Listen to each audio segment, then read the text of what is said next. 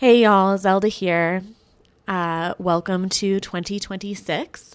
I know I am a little late with this, but I have had kind of a hectic start to my year, but I still am really excited to share a little bit about the tarot card of the year. I have done videos like this in the past, and I am excited because my good spirits really asked me to do it a different way. So we're going to learn together, and it's exciting to me to look at it this way. So essentially what I'm going to do in this video is I'm going to talk about the Wheel of Fortune as essentially like an archetype for the year based on the numerology of 2026. And you get this by adding up the numbers in 2026, like 2, 0, 2, 6. And that gives you 10. And in the Major Arcana of tarot, the 10 is the Wheel of Fortune. And so that is kind of the arc that we're going to follow in terms of talking about this card.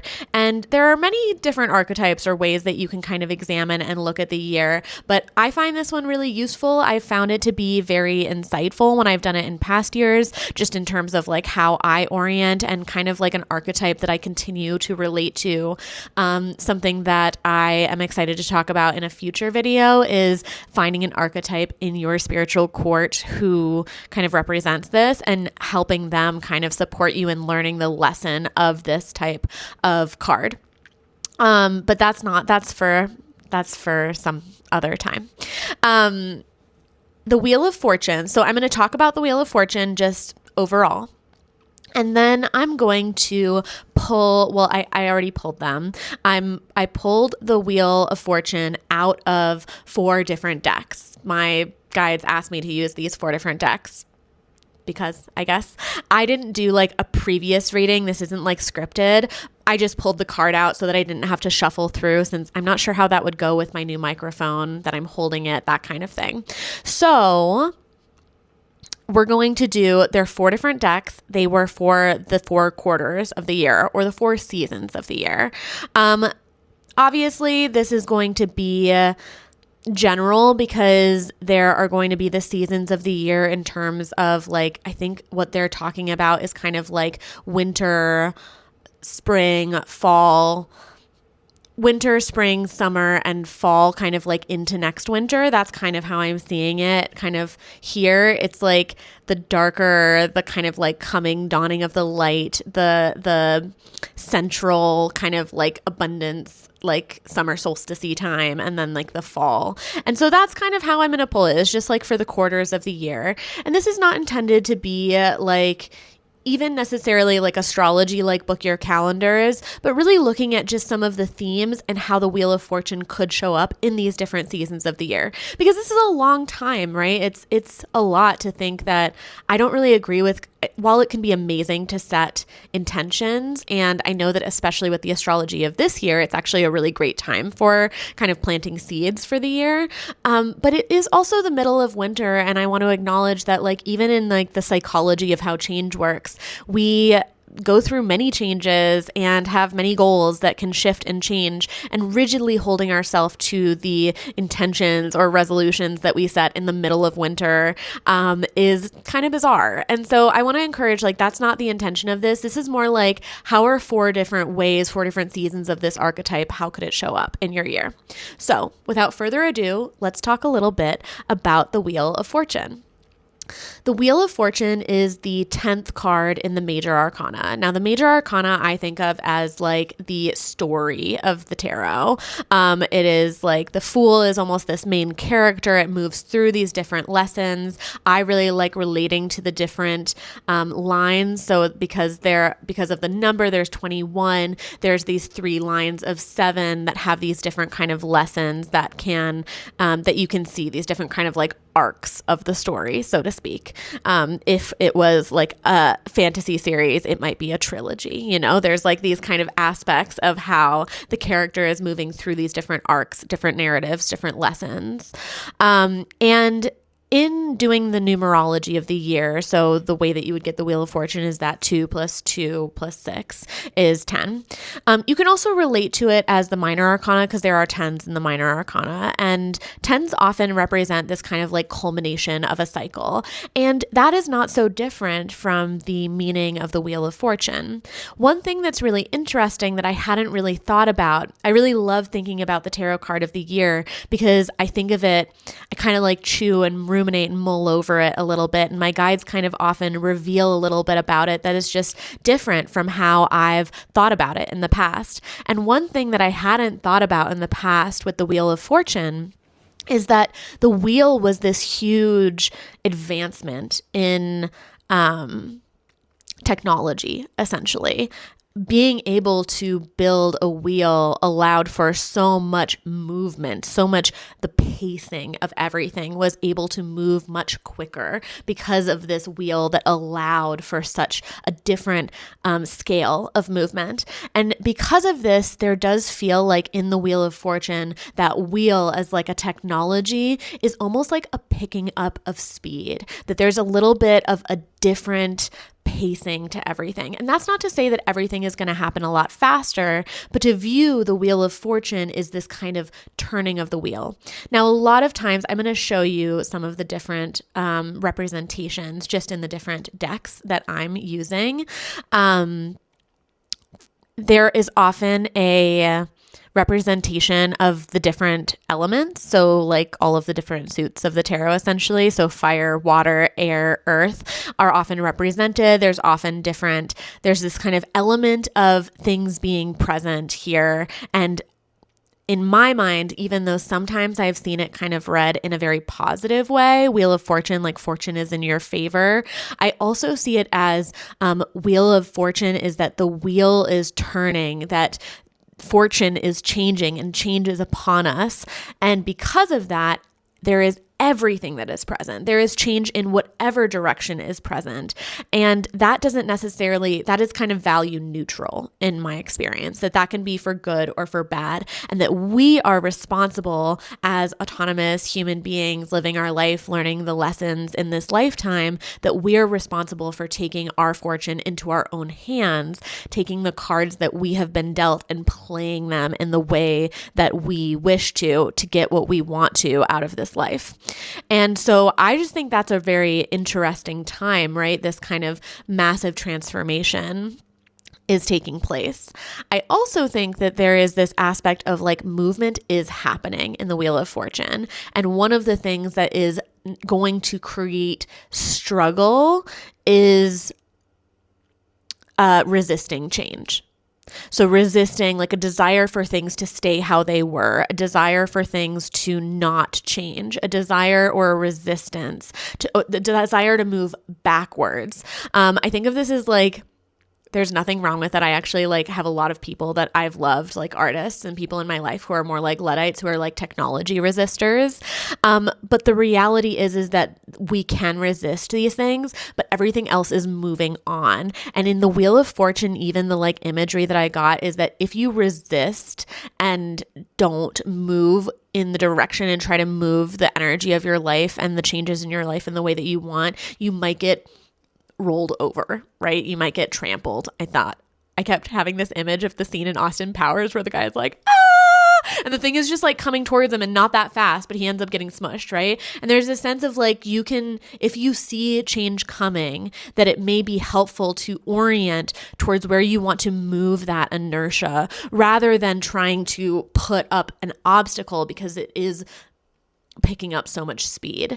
And that is really the kind of sense. There is also the delightful aspect of a lot of change is possible. When I've heard people talking about, I was talking to my acupuncturist about this the other day, about the fire horse and how she has got a lot of Aries in her chart, and I am an Aries sun. And there's this, we were talking about how like, there's just this like fire starter type of energy. And then there's a lot of like energy and movement towards change. And there's a lot of potential to kind of like grab that and like move in the direction of your dreams, really. And the Wheel of Fortune very much has that, right? Like if there is a dream that you are dreaming, there's this energy of like, okay, things are changing. You can kind of like move in that direction while being open to the changes that we don't personally have control over. I also think about the world right now and how much is changing, right? With technology, with politics, with global responses and collective, national and international responses to challenges. And I do think that in the Wheel of Fortune, there is that shift that is the both and, right? Bringing in so much gift and so much challenge at once, but that the change is happening. And, the times of such acute acceleration don't last forever, right? Like there is another technology that comes next. Like we don't look and think of the wheel as the most advanced technology of our time because we have had not only many cycles of wheels coming around, but also just like things move forward. And so there is like a temporary nature, like nothing lasts forever to this. So like if there is a challenge coming, this is like, I think a good lesson of this is like this too shall pass can be a helpful kind of like aspect of this year. Like if there is a challenge, if there is a gift, like being really present with what it is when there are good, yummy, fortuitous things happening, because those don't last. Like temporariness, change, this is like Octavia Butler's like God is change. Like it is something that we can count on is things evolving and changing in their own time. And the Wheel of Fortune, I think, brings a lot of the reality of that situation to light. So let's do the little readings. I don't know. Well, I'm not sure. I haven't even really fully looked at the cards. I just pulled them out of the deck. And so the way that they told me this is going to work, so I looked through the deck, and I think this is cool as a spread because I actually think if you have a tarot deck in your home right now, going and getting it and finding the Wheel of Fortune in it. You can shuffle it. I would just check in like how many times, shuffle it until it feels right, going through, finding the Wheel of Fortune and finding the card behind it and the card in front of it. And by that, I mean, if you flip it over so they're all facing you, the card behind it is the card on top of it and the card in front of it is the card kind of below it in the deck if it's facing down, but you're facing it up, like fanning it out, kind of looking for it. So this is the way that my guides have told me to read it. So the guide behind it, the one behind it is what the Wheel of Fortune is kind of supporting, and the how do you want me to frame that?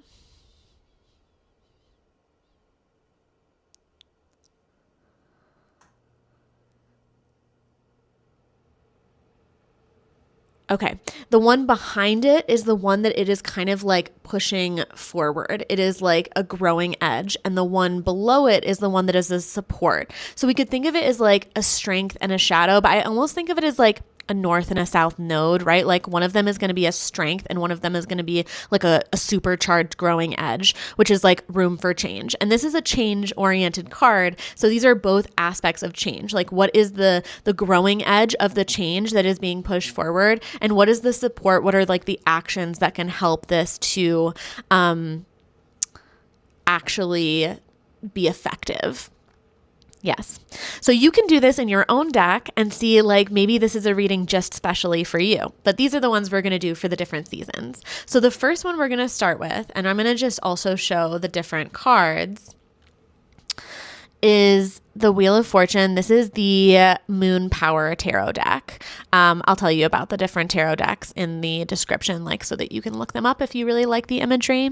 This is the Wheel of Fortune in this. You can see the imagery here, right? It's the 10. There are all these symbols and the spokes of the wheel. There's this aspect of flexibility and kind of acrobatic nature to the change that is almost taking place. So that is part of the Wheel of Fortune. This is in the winter season, so the season that we are in now, right? The change that is being pushed forward, that growing edge that we are being asked to show up for with that change is the star. And this is an interesting with the Wheel of Fortune. I am noticing that it is interesting because I think of the star oftentimes as a card that actually is a little bit slower paced. So I think that there is an aspect of work that has been being done for a very long time, like emotional, deep healing work that has been being worked on for a very long time, things that are like long-term desires, goals, dreams, maybe things that are even a little scary to admit wanting, that are actually being invited to actually have some movement, some change around. Things that are dreams that like, I don't know, the things that come to mind are like things that are maybe you like dreamed of when you were little. And if you're an adult now, that there's some aspect of like, it's not too late for these dreams to take place. Like if you had a dream of, being healing in a certain way, of being a certain, like for some reason the star is like writing a children's book or, singing, right? Like it's not too late to actually take these changes into your own hands and do like healing around being able to realize that like there is room for those things to come to light. Because it is the star, it does feel like there is an aspect of healing work that is invited around maybe feeling worthy of achieving that goal. And the support for it, right? The thing that is like an actual really important bolstering to move towards that is the sun. And this is really interesting because the sun is shining a light into all of those dark places. And so in the star, there's some aspect of, with the sun, there's an element of being seen. The sun, it rules Leo, right? The sun is the center.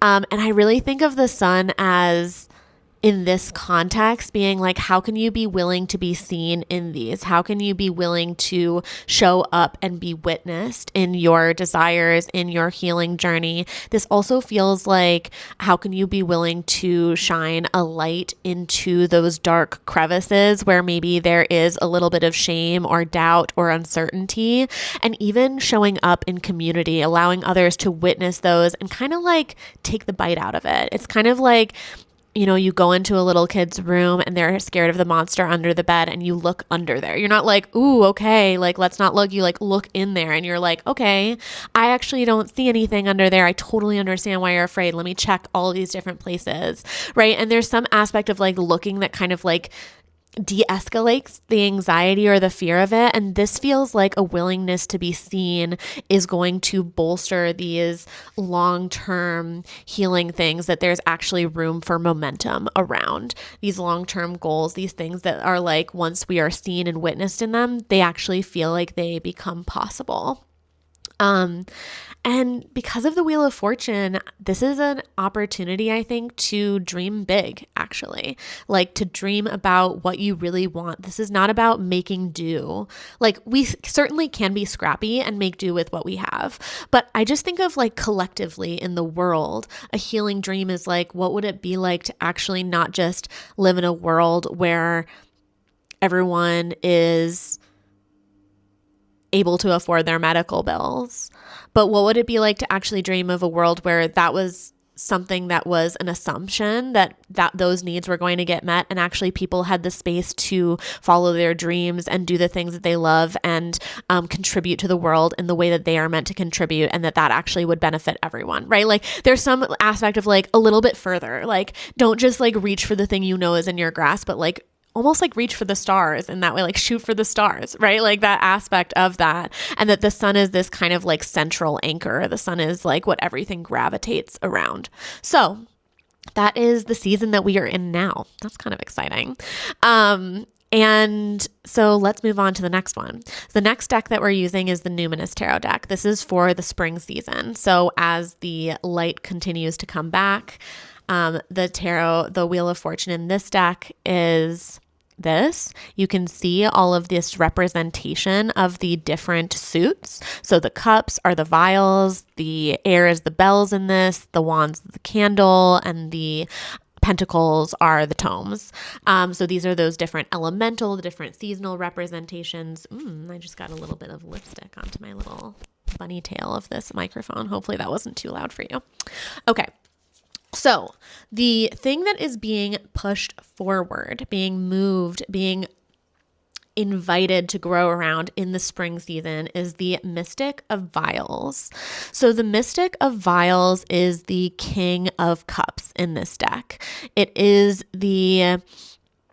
and I do believe that this deck is using the representation of, because court cards are double elementals, I believe that the Mystic is actually air and water, whereas I often read the double elementals of the king cards as fire and water.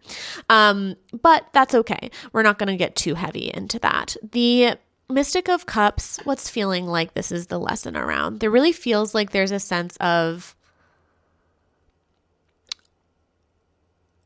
claiming the authority, emotional attunement and awareness, and being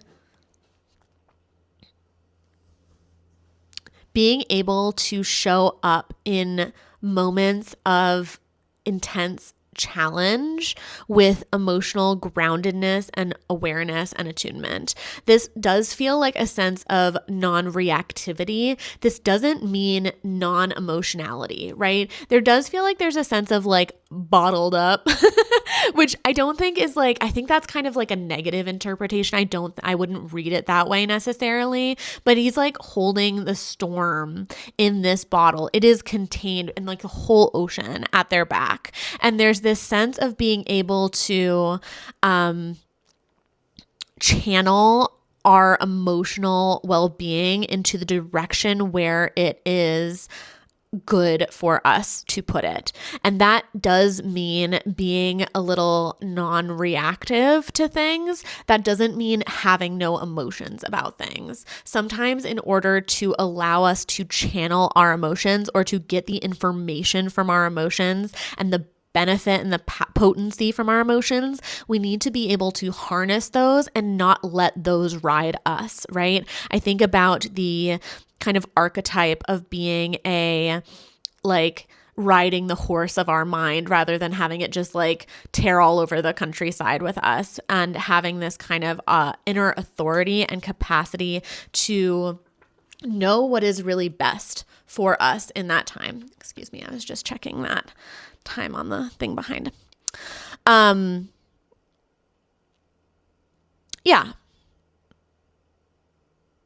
Is there anything more specific? No, this really feels, so this feels like the growing edge, right? How do we contain and engage with our emotions from a place of authority and autonomy, and also foresight, right? The Mystic is able to see what would benefit in the future. The support for this is the Explorer of Bells, which is the Knight of Swords. And this is really interesting to me because it feels very like the true growing edge is being able to almost bottom up, have the intuition, alignment, emotional capacity to move, but that the support is very much being able to move in the direction that you know is right, with very little the knights are air and the swords are air, the bells and swords are air. And there's just this sense of knowing what needs to happen and moving in that direction with this kind of knowing of it being possible. It is a very fast card. It's a very wings, right? Think of just flying in the direction that you need to go. And so this feels almost trusting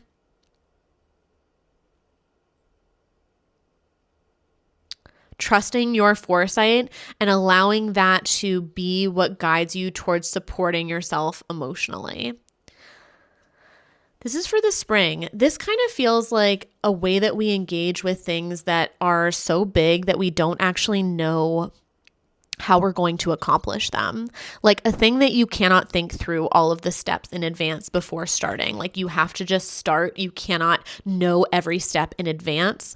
And that is part of like learning to trust that you will have that like reserve or that capacity when the time arrives. So I'm guessing that there are going to be really big changes. Like this feels like a card of really big actual change, whether that is like internal, external, but like there are things happening that there's a need to like leap forward into action without knowing, like without having like a firm 10-step plan in advance. And I feel like the Knight of Swords can make that happen, like can be planning each step before we arrive at it. This is like, we have a 3-step plan instead of a 10-step plan. And then when we get to step 3, we know that we can get there. And in order to kind of like execute those, that growing edge is being able to like stay grounded within the storm, to be in the eye of the storm.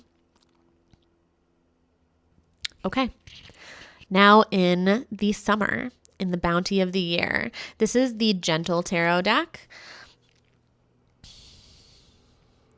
This is the Wheel of Fortune. It is a flower circle.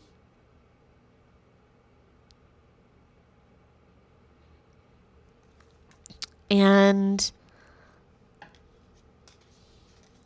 this is for the summer. I thought this was such a beautiful Wheel of Fortune. When I picked this one for the summer, I was just kind of given the message to use this deck. And it makes so much sense because I feel like there's such a like bountiful aspect to this card, this kind of like seasonal of these different flower spirit companions that are kind of like moving the change of this and like the ephemerality of it. So the growing edge that is being supported here in the Two of Wands is the Two of Wands.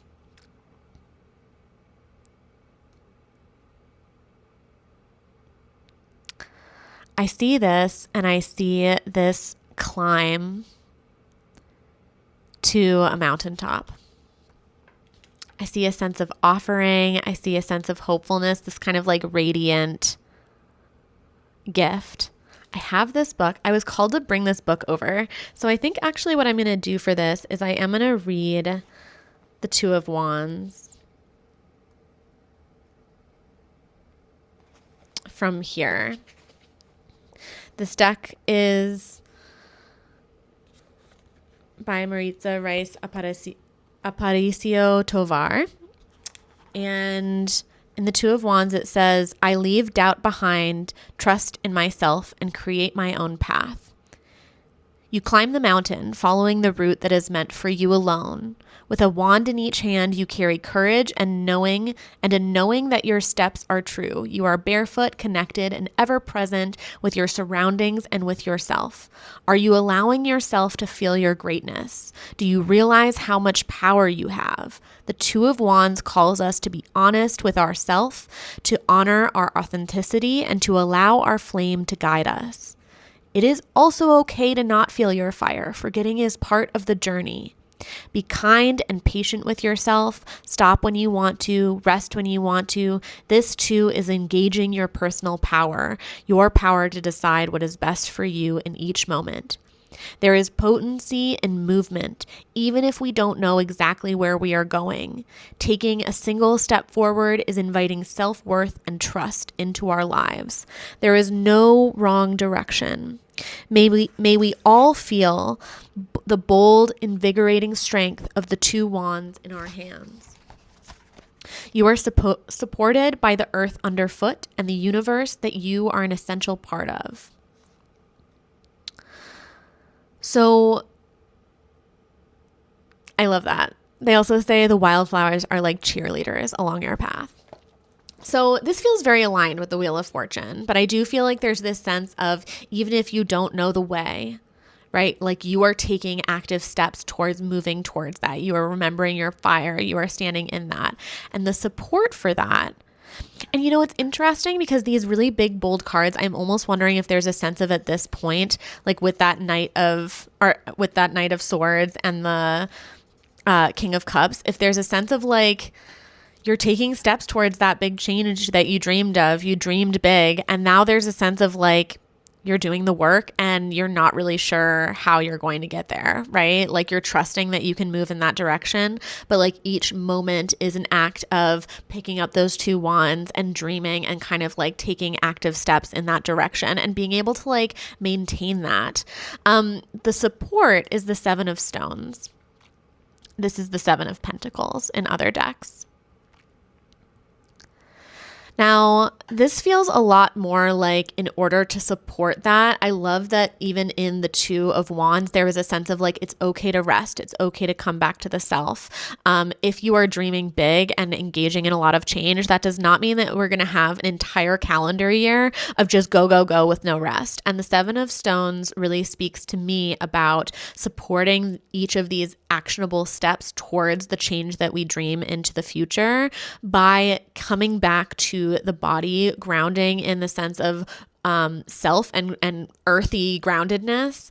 It also speaks to the practice of doing the work, that like the practice is and can be the work.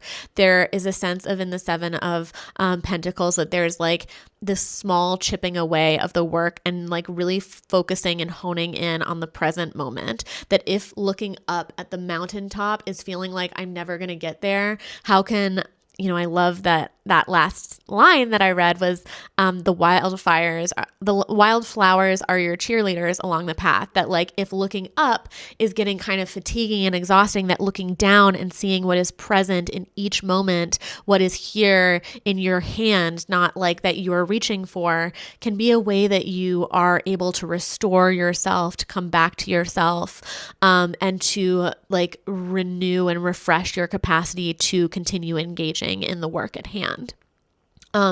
This feels a little like sometimes the summer can be this very fast-paced energy. This gives me a sense of like it's going to be there's going to be an element of maybe needing to pace yourself, even though the wheel does feel like there's a lot of movement. That sometimes like when things, I think of like, I'm hearing like when you're like rolling on something and it's like you're going on the highway and there are like bumps and it's like and there needs to be like, okay, like I don't need to like go that fast. I don't need to go so fast that like everything's rattling apart in this car or in this wagon or whatever.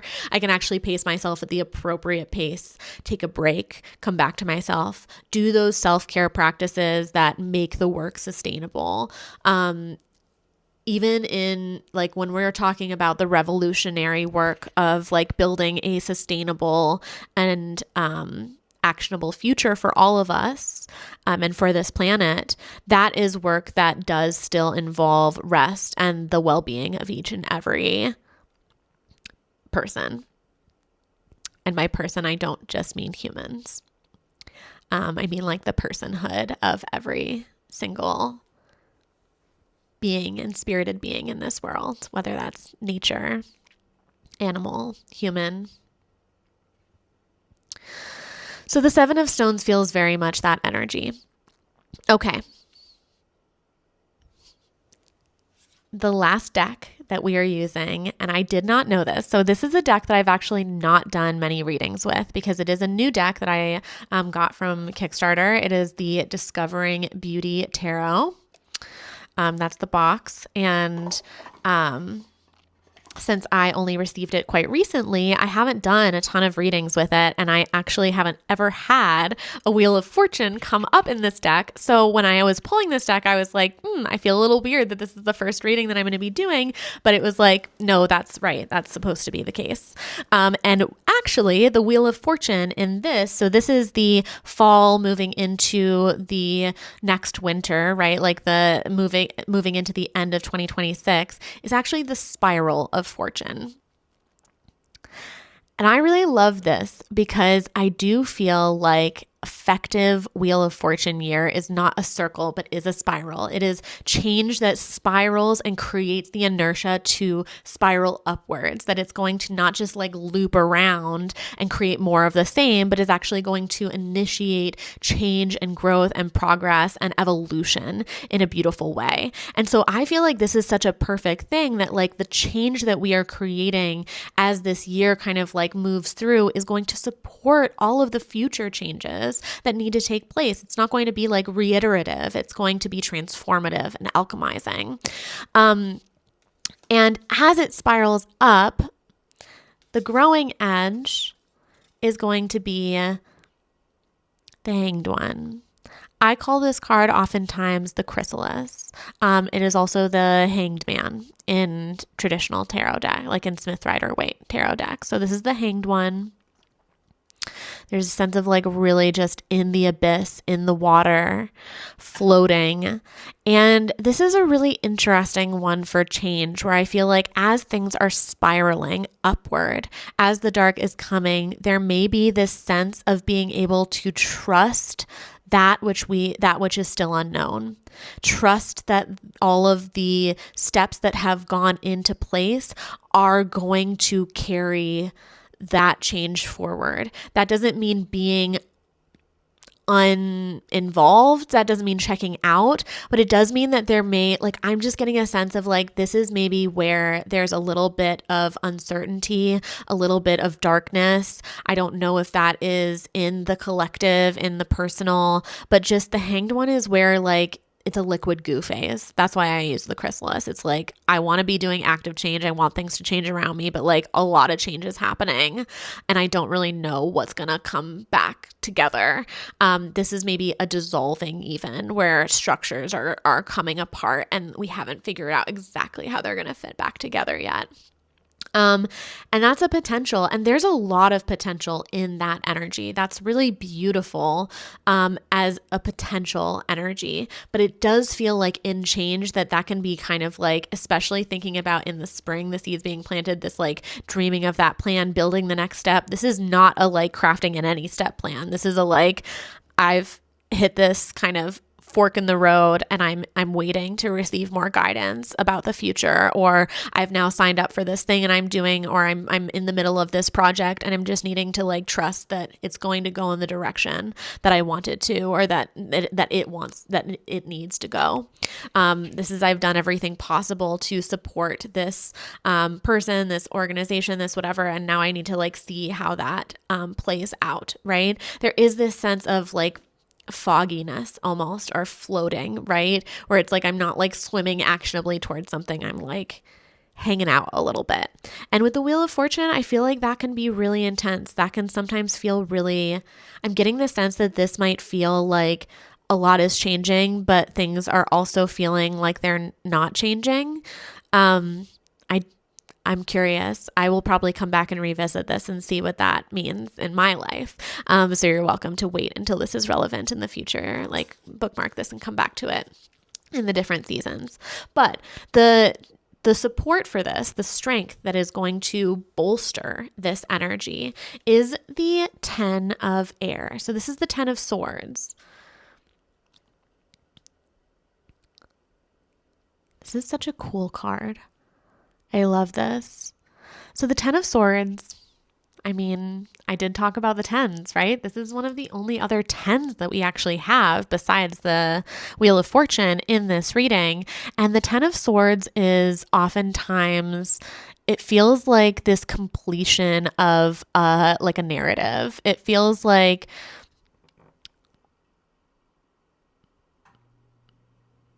I'm just getting the sense of all of it almost feels like all of these shadows or something like that are dancing and creating these stories and needing to like reel that back in, or kind of like confront and address the reality, like see what is casting that shadow, interrupting narratives of anxiety, of fear, of worry.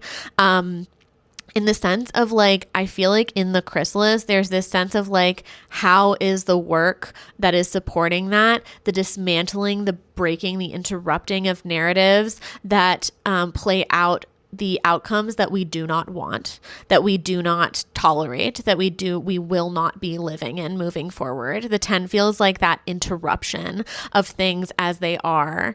It makes me think of that Ursula Le Guin quote about like, this feels inevitable, but so did the divine right of kings, right? Like we think that things are like I'm fully butchered that quote, but like you can look that up. Maybe I'll put it in here, like in the bio or something, or you can put it in the comments or something.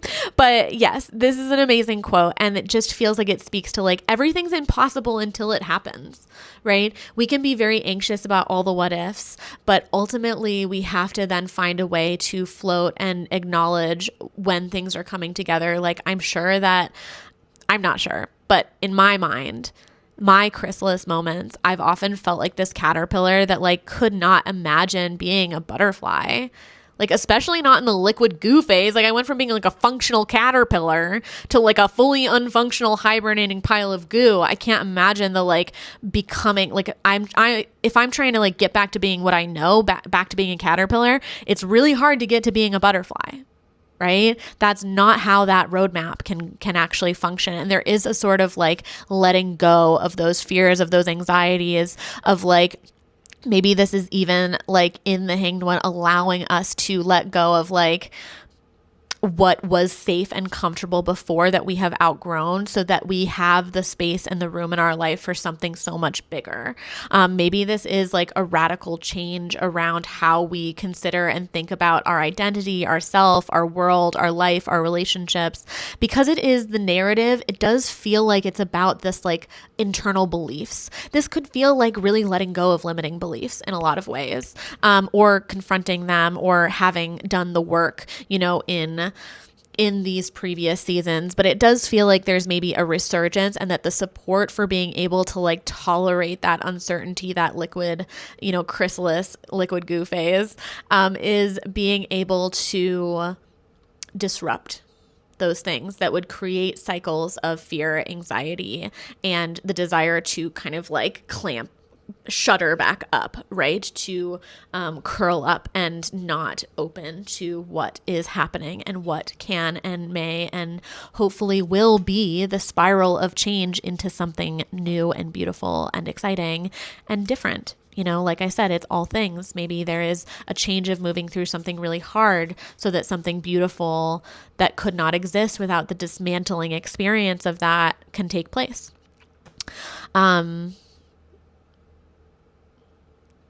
Is there anything else that we want to share?